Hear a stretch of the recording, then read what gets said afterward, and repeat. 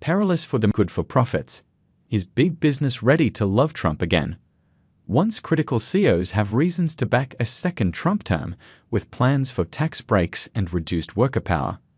Adam Lauenstein in Washington. Fu 13 June 2024 12.00 BST. Share. Chief executives of some of America's largest companies will meet privately with Donald Trump later on Thursday, and many CEOs who were once critical of his unprecedented conduct appear increasingly open to the former president's return to office, a Guardian analysis has found.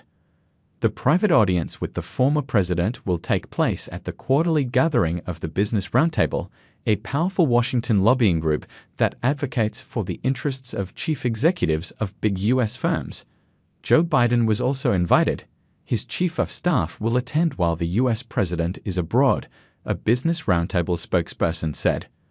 The meeting comes less than 5 months before the election and less than 4 years after CEOs raised the alarm about political polarization and threats to democracy when Trump refused to accept the results of the 2020 presidential election and incited an insurrection at the U.S. Capitol. Back then, the Business Roundtable, whose members include Apple's Tim Cook, General Motors' Mary Barra, and J.P. Morgan's Jamie Dimon, led a chorus of condemnation from corporate America. The country deserves better, the Business Roundtable said in a statement on 6 January 2021, calling on Trump and his administration to put an end to the chaos and to facilitate the peaceful transition of power. Today, with Biden and Trump tied in the polls, Trump can expect a far warmer reception from corporate bosses. The reality is, we as CEOs and we as a Business Roundtable, we're going to work with whoever is in the White House. Chuck Robbins, the lobby group's chair and the CEO of Cisco Systems, told Fortune in March. The way we think about it is, if we have a Trump administration or if we have a Biden administration, regardless, there are going to be things we can align on in both, Robbins said.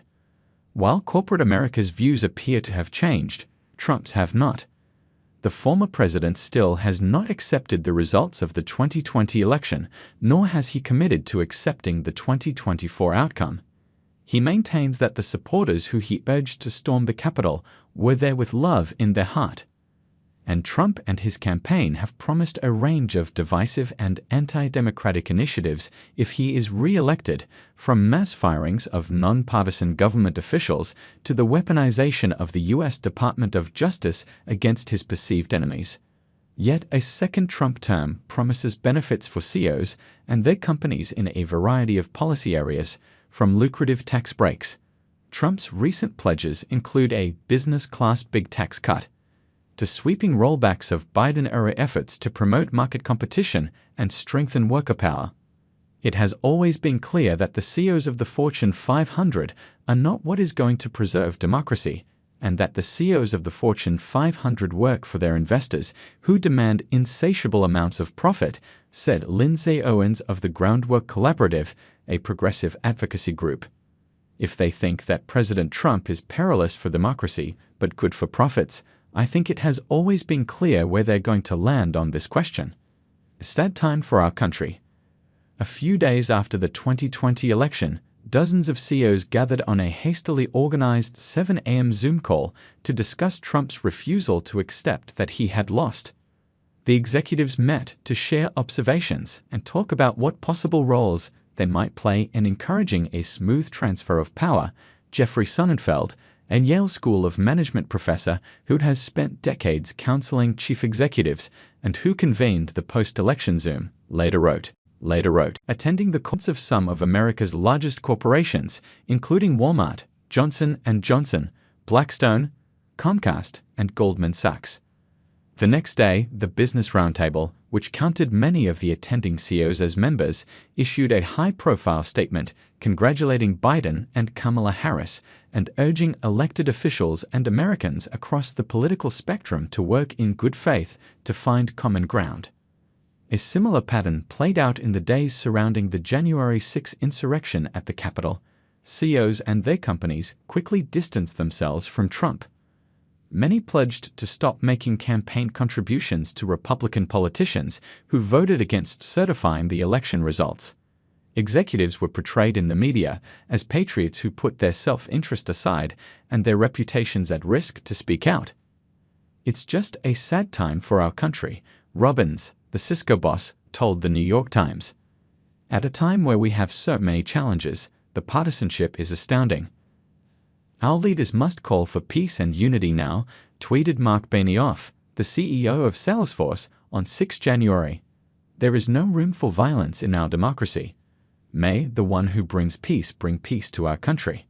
While the full list of attendees of the 2020 Zoom call has not been published, The Guardian contacted a dozen companies and trade groups whose current or previous CEOs or members were reported to have joined the call or expressed concerns about Trump's commitment to the democratic process, such as Cisco and Salesforce. The Guardian sought comment from the Business Roundtable and the National Association of Manufacturers, another corporate lobbying group, which on January 6 called for Trump's cabinet to consider removing him from office using the 25th Amendment. One company declined to comment. Of the other firms and trade groups, none responded to inquiries about whether they remained concerned about Trump's commitment to democracy or whether they would speak out if Trump were to express an unwillingness to accept the results of the 2024 election if he loses. They've done the math. Corporate America's relationship to Trump is complicated. The narrative that the business community is hedging their bets and that CEOs are softening towards Donald Trump is escalating and fast becoming a fact-free echo chamber of unsupported pronouncements, Yale's Sonnenfeld argued earlier this year. Few chief executives of large U.S. companies are personally donating to Trump's campaign, Sonnenfeld noted. The money trail, or lack thereof, speaks to the frayed ties between Trump and the business world. In an interview with The Guardian, Sonnenfeld pointed to a number of policy issues on which CEOs disagreed with the former president. Chief executives are pro-immigration reform. They are not xenophobes. And they are not protectionist. They believe in a globalized economy, Sonnenfeld said. They also believe in social harmony, either out of personal character, patriotic values, or enlightened self-interest. They don't want furious communities tearing apart the social fabric. They don't want shareholders screaming at them. They don't want employees sabotaging each other. They depend on social harmony to navigate their businesses. Today, there's no support of any public CEO for Trump, even though the polls are far more favorable to him than they were in the earlier two elections, Sonnenfeld said. But experts and advocates noted that on a range of issues, among them tax cuts, efforts to undermine collective bargaining and worker power, and regulatory rollbacks, especially environmental protections, CEOs have plenty of reasons to expect that a second Trump term could prove lucrative. "We actually don't need to overanalyze it," said Michael Landon, a former administration official who is now a fellow at the Washington Center for Equitable Growth. At the end of the day, corporations and CEOs have always liked low taxes. They've always liked deregulation. For all of Donald Trump's heterodoxy on some issues, on those things, taxes and regulations, he is standard. He is indistinguishable from Paul Ryan or Mitt Romney or George W. Bush or pick your standard Republican. "I think they've done the math," said Timi Iwayemi of the Revolving Door Project, which tracks corporate political influence. "They can say, we've already seen Trump. We had Trump 1.0. Yeah, sure, it was bad, but it wasn't the end of America. America is still here. The stakes are huge, and they are real." One of Trump's few legislative achievements as president was a huge tax cut that permanently slashed the corporate tax rate by 40%. A recent report by the Nonpartisan Institute on Taxation and Economic Policy, ITEP, found that the law saved some of America's biggest and most profitable companies $240 billion in taxes between 2018, the first full year it was in effect, and Walmart paid an average effective tax rate of 31% between 2013 and 2016. After Trump signed his tax cuts into law, the company's average rate fell to 17%, ITEP found. The change saved the consumer goods giant $9 billion between 2018 and 2021. Salesforce, meanwhile, paid only $175 million in federal taxes over the first 5 years of the Trump tax cuts, according to previous ITEP research. Salesforce brought home about $6 billion in profit during the same period. Obviously, the US government is a large customer of Salesforce, and depending on who's in office, it creates a whole stir with a different part of our employee base.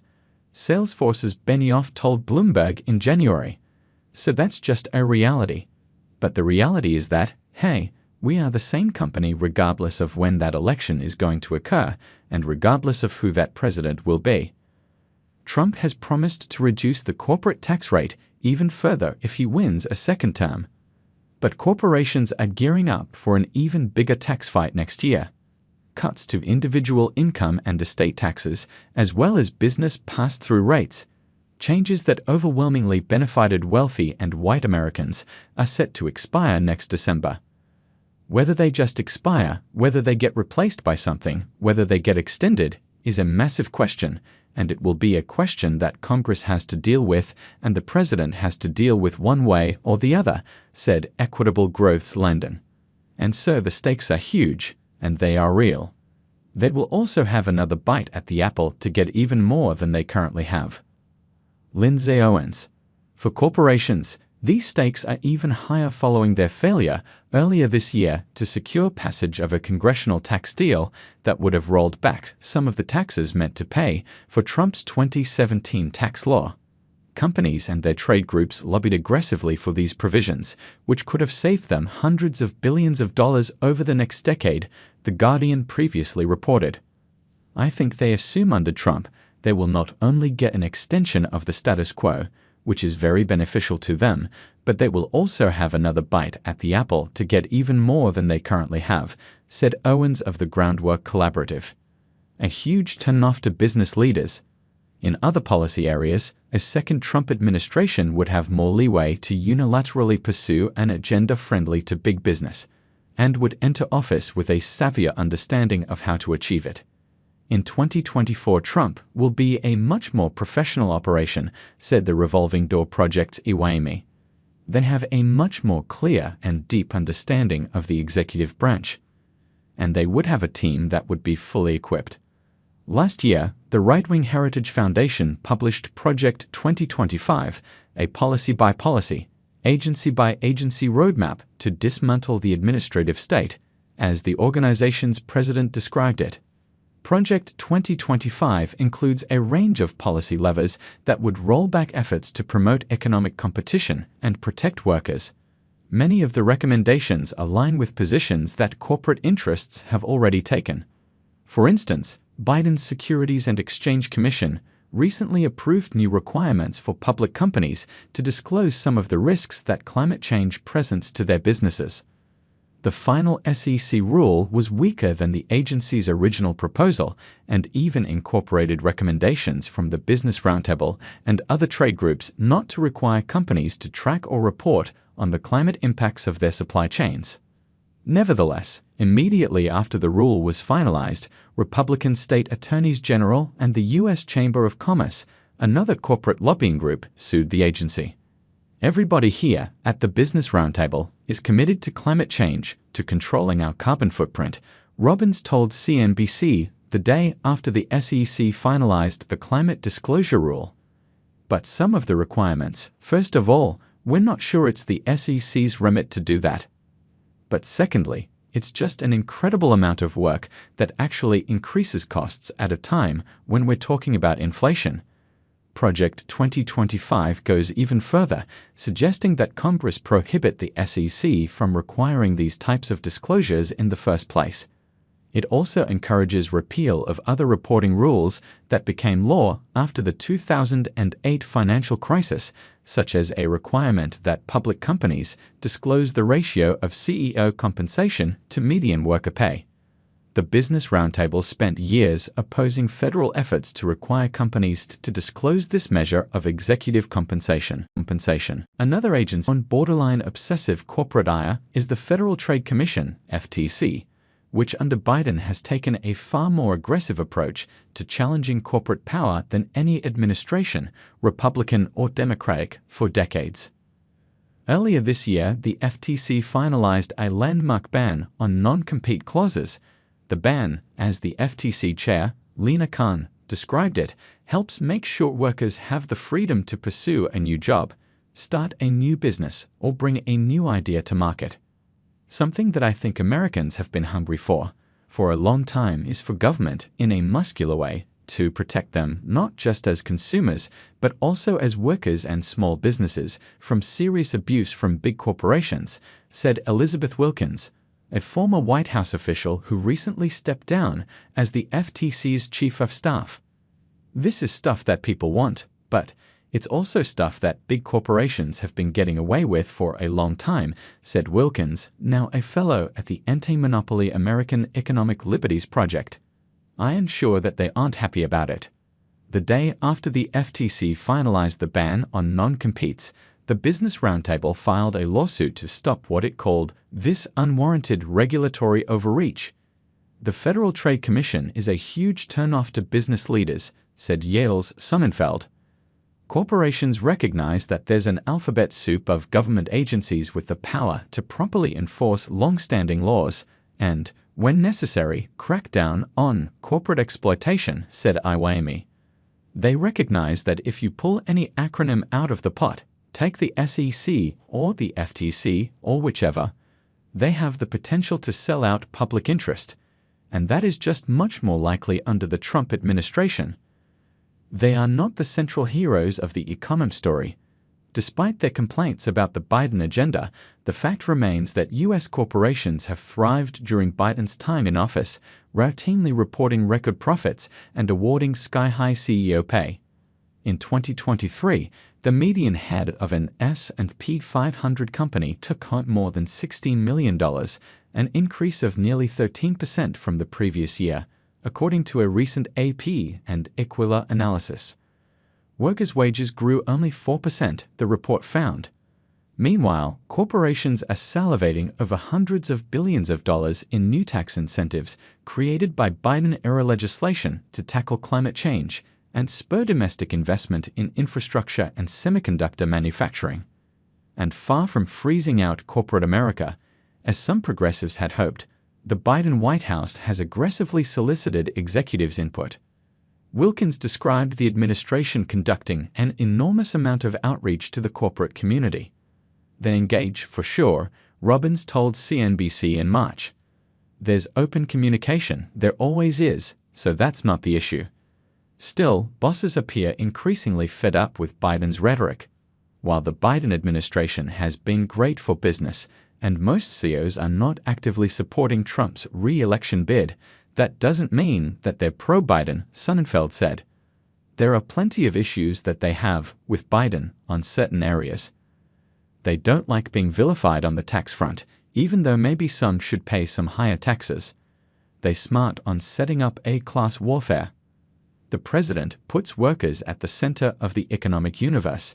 Unions and labor power and competition and higher taxes on the rich, said Landon. Corporations really get offended when people suggest that they are not the central heroes of the economic story. They really don't like that. Trump might praise wealthy CEOs, or at least refrain from saying they should pay higher taxes or suffer new consumer protections. Yet one of the former president's defining characteristics remains his fanatical pursuit of grudges against perceived enemies and those who he believes have slighted him. This track record suggests that CEOs' silence today, perhaps a result of Trump's coin flip odds of ending up back in the White House, may not guarantee their protection from his vindictiveness tomorrow. That, however, is a gamble that many executives appear willing to make. For CEOs, there may be limited downside to making nice noises about Trump, suggested Rosanna Weaver, a consultant for the shareholder advocacy group As You Sow. If Trump is elected, you have some credit with him. If Biden is elected, he is unlikely to hold the same kind of vindictive grudge that Trump